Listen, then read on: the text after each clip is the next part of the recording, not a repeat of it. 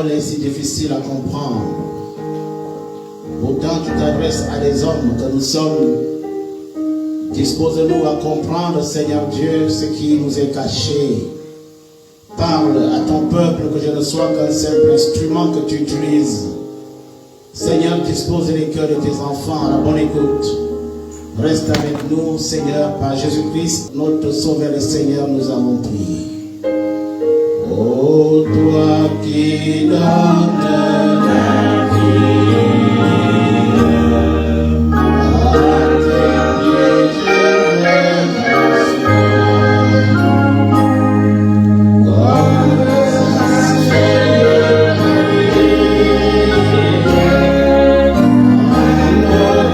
un Seigneur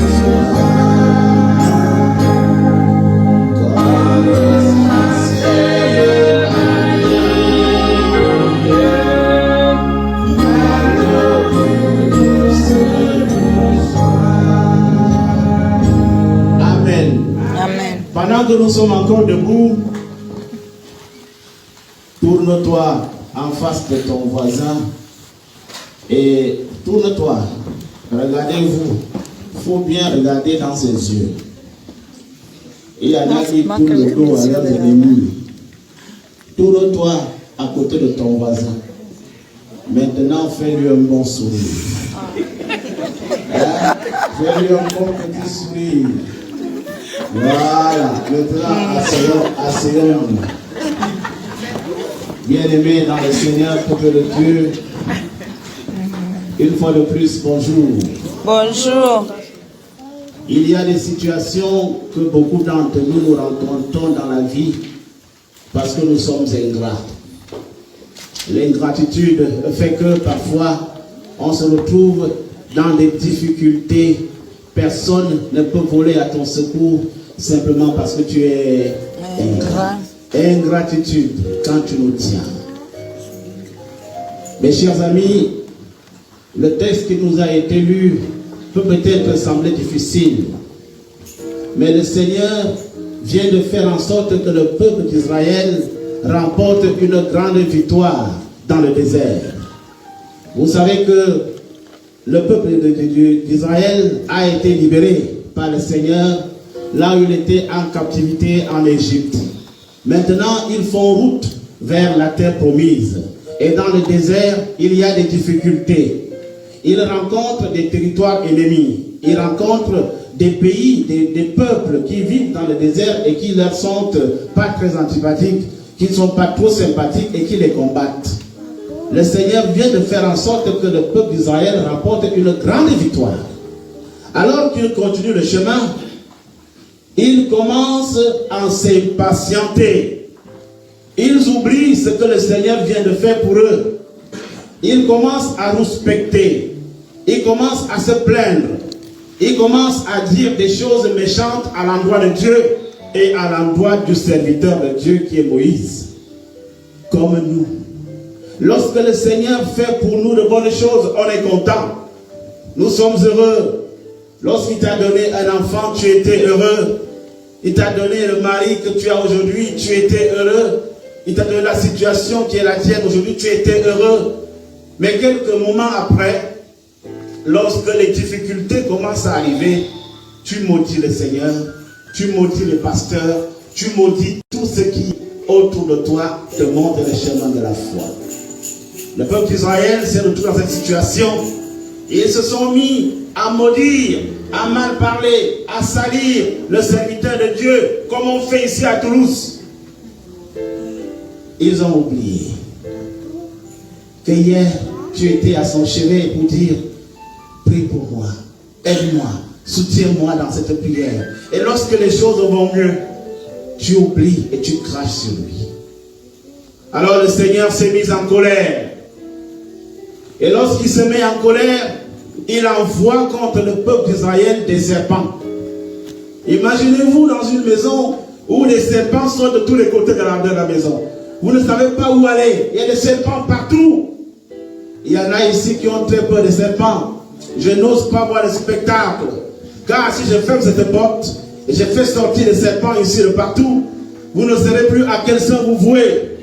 Le peuple d'Israël s'est retrouvé dans une situation comme celle-là, enfermé quelque part. Et puis les serpents sont de partout. Les serpents se mettent à les mordre et ils se mettent à mourir comme des mouches.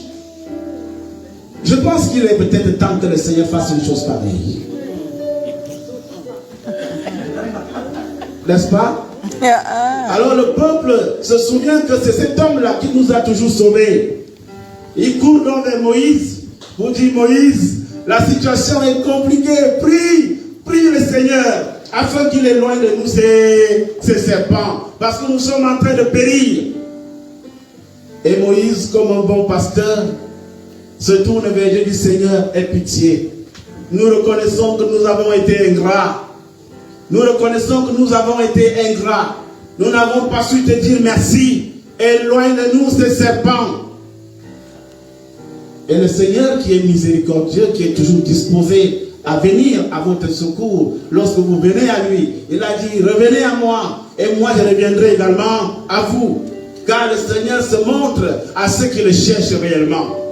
Le Seigneur est bon et sa bonté est telle que si tu as péché, si tu t'es éloigné du chemin, tu reviens et il revient vers toi. Il dit à Moïse: j'ai compris, je vais vous aider. Moïse, va donc fabriquer un jouet, un serpent d'airain.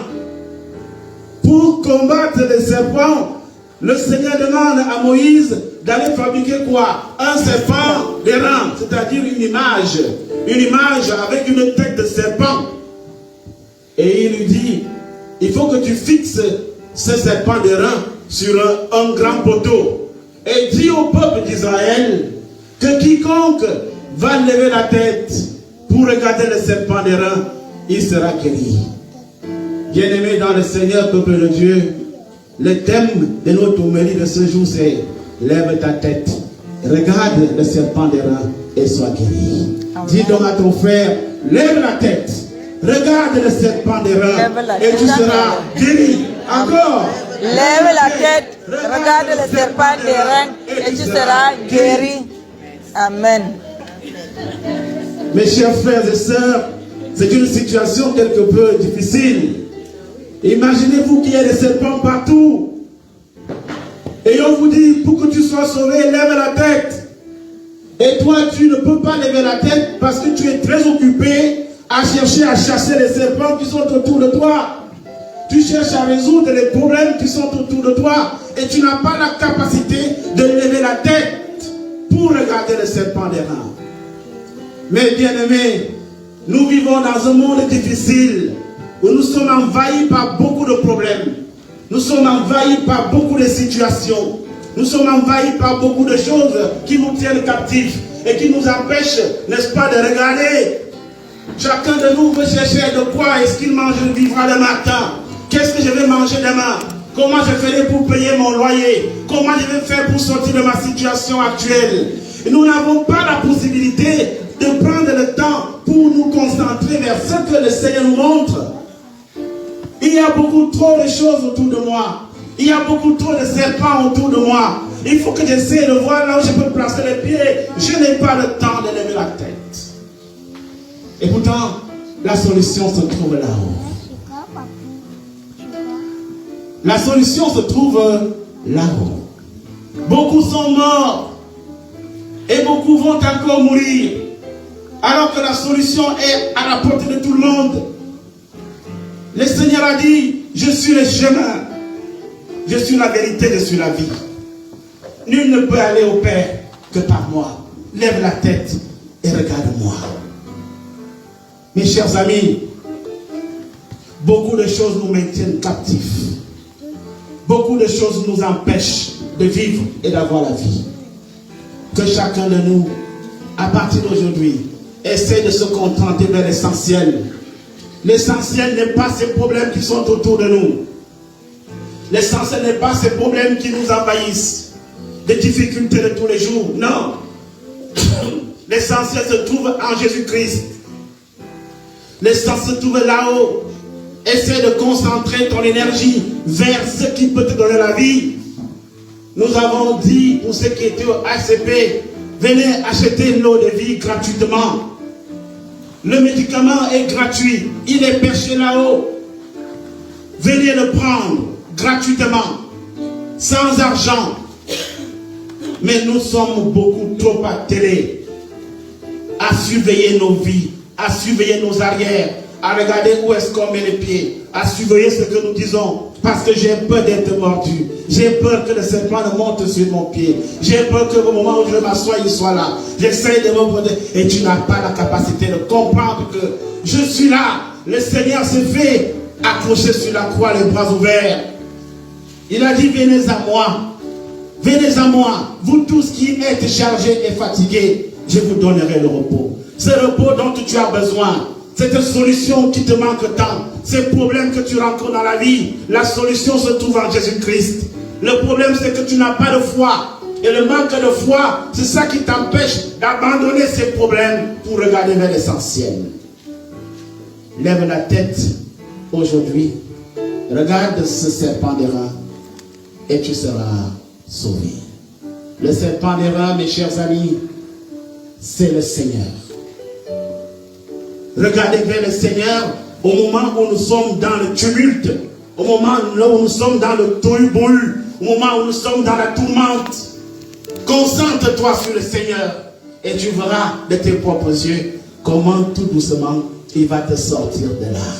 Oui, tu es malade. Oui, tu as des difficultés, tu as des problèmes. Les choses ne marchent pas. La maison est en feu. Ça ne marche pas. Tu as déjà essayé, ça ne change pas. Ça ne décolle pas. Et tu es anxieux. Je veux le mari. Je veux le mari. Je veux la femme. Je veux ceci. Je veux un enfant. Je veux une situation stable. Je veux être régularisé. J'ai des problèmes. Regarde aujourd'hui à Jésus-Christ. Regarder à lui signifie focaliser ton attention sur lui. Focalise ton attention sur le Seigneur. Lorsque je te dis, Seigneur, me voici tout. Fais de moi ce que tu veux. Je m'abandonne à toi. Je n'accorde plus de l'importance à ce qui est autour de moi. Je n'accorde plus de l'importance à ces problèmes qui m'envahissent. Je focalise mon attention sur toi. Parce que je sais que c'est toi qui détiens la solution à mon problème. Je sais que c'est toi qui es capable de me sortir de cette situation. Je sais que c'est toi qui peux m'élever. C'est toi qui peux faire en sorte que je sorte de cette misère. Nous avons appris que le Seigneur a dit dans le psaume 113, c'est moi qui peux t'enlever de la boue pour te faire asseoir sur la table des grands de ce monde. C'est moi qui peux t'enlever du fumier. C'est moi qui peux te faire sortir de la dépendance. C'est moi qui peux te faire sortir de cette situation compliquée. Et c'est moi qui peux te donner ce que ton cœur désire. Ce que le Seigneur attend, c'est que tu te confies à lui. Lève la tête et confie-toi au Seigneur. C'est vrai que pour lever la tête au milieu des serpents, c'est pas facile parce que tu es toujours préoccupé. C'est vrai. Mais c'est une histoire de confiance. Si tu crois que ce que le Seigneur dit est faisable, alors tu vas te laisser piquer par les serpents partout et tu vas te concentrer sur les serpents et tu auras la vie. Que les problèmes de ce monde ne vous empêchent pas de suivre la voie. Que les difficultés de ce monde ne vous empêchent pas de vous attacher à Dieu. Que les problèmes que vous rencontrez tous les jours, la situation qui est la tienne, la crise dans ta famille, que cela ne soit pas pour toi une occasion de chute qui t'empêche de te concentrer sur l'essentiel. Laisse tout cela et concentre-toi sur le serpent devant. Que le Seigneur soit avec vous. Qu'il vous donne à tous la possibilité de croire et de comprendre que Jésus-Christ est le chemin. Jésus-Christ est la vérité. Jésus-Christ est la vie. Alors, lève la tête. Regarde le serpent devant et tu auras la vie. Oh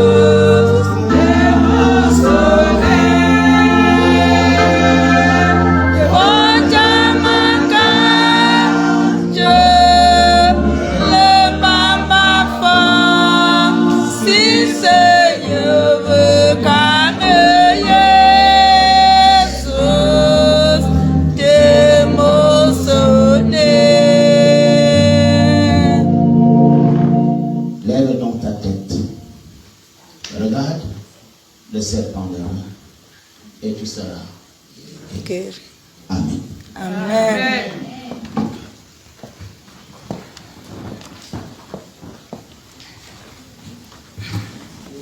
De dernières minutes avant la prière, la FCP invite le peuple de Dieu, ceux qui sont disponibles, pour terminer le repas d'hier au presbytère. C'est fantastique là-bas tout à l'heure. Nous prions. Éternel Dieu, notre bon Père céleste, Père de Jésus-Christ et Père de tous ceux qui croient en lui. Merci Seigneur, parce qu'une fois de plus, tu nous as montré que nous sommes tes enfants privilégiés. Tu ne cesses de nous parler, de nous donner des conseils.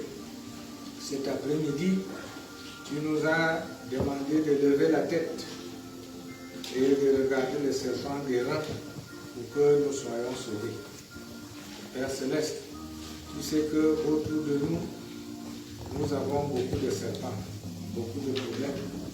Et que nous sommes incapables de lever la tête parce que notre cou est roide et dur à lever et à tourner la tête. Père, il n'y a que ton Fils Jésus-Christ qui peut nous faire lever la tête si nous croyons en lui. Père Céleste, fais donc en sorte que ce cou soit amoindri et ramolli et qu'on lève la tête malgré les problèmes. Bénis ton serviteur qui nous a déclaré cette parole. Bénis tout le peuple de Dieu qui l'a écouté et que cette parole reste en nous comme une source d'eau intéressable. Nous t'avons donc prié au nom de ton Fils Jésus-Christ, notre Seigneur et Sauveur. Amen. Amen.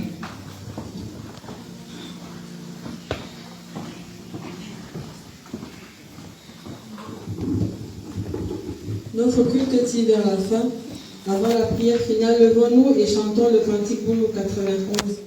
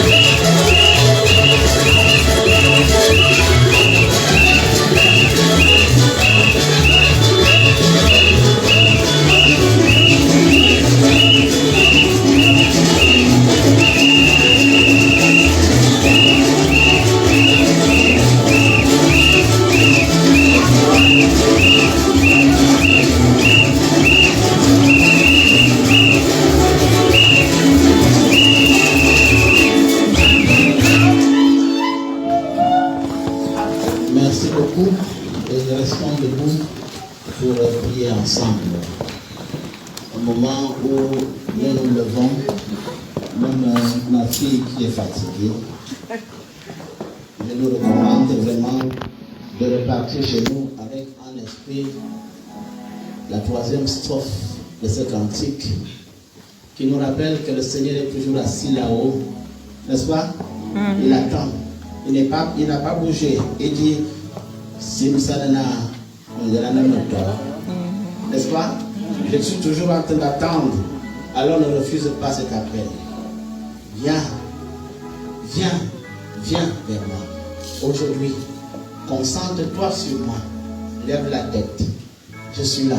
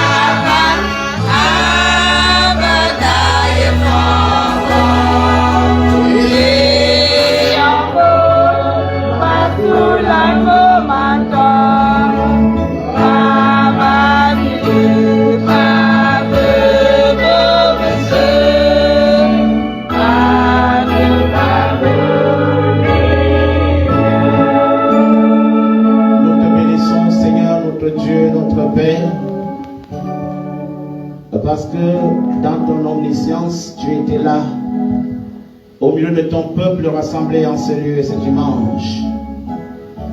Tu es venu nous voir parce que tu sais que nous avons besoin de toi. Merci Seigneur pour ta présence au milieu de nous.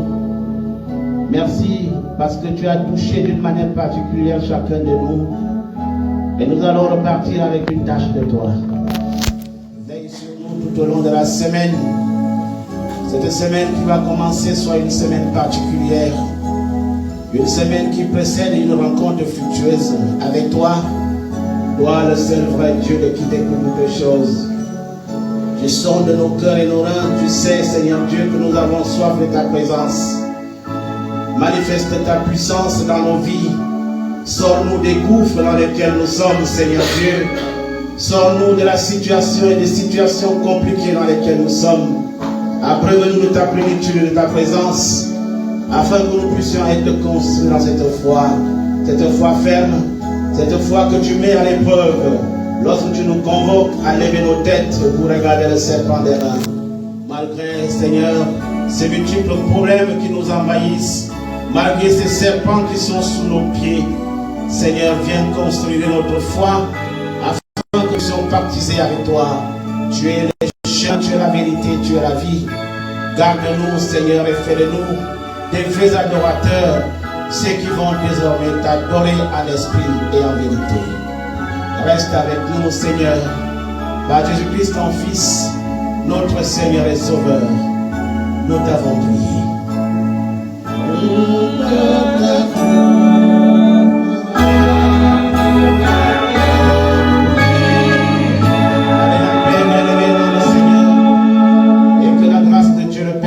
L'amour de Jésus-Christ, le Fils du Père, et la communion de l'Esprit Saint reste et demeure en chacun de vous et en chacun de nous dès à présent, demain et pour les siècles des siècles. Sans